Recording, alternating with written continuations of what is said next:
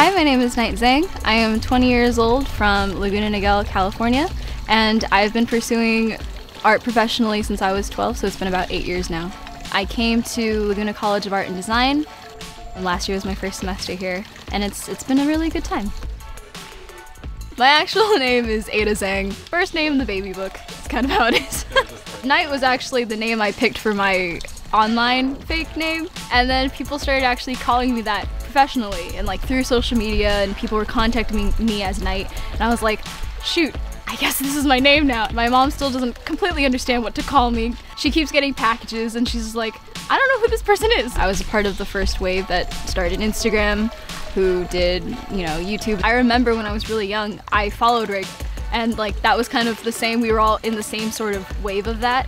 So that's kind of how I know Cynics and how I know about a bunch of other of the old YouTubers. So I luckily rode that wind when I was younger up until then, so I think I came at the perfect time for that, because now it's just so much harder to do all that. It's really awesome seeing this community grow, but it's also incredibly overpopulated now. So a lot of people I hear talk about trying to be big on Instagram, trying to move it on all these social medias, and they're finding it really hard. Back then it was like, I was one of only a few artists who really did anything, so it wasn't actually as difficult as I think it is now. People are always talking about gaming the algorithm, and I'm like, I just post pictures now. That's it for me. I grew up on anime, and I realized maybe around the age of 12, around the time that I started doing stuff professionally, I didn't really want to do that anymore. I started being more invested in the Western video game community and Western entertainment design, and I started trying to migrate myself over to that kind of semi-realistic style, and I think that's kind of where I'm at now. I like to think that my art style is a little stylized, not 100% realistic, but somewhere in between that. I started becoming interested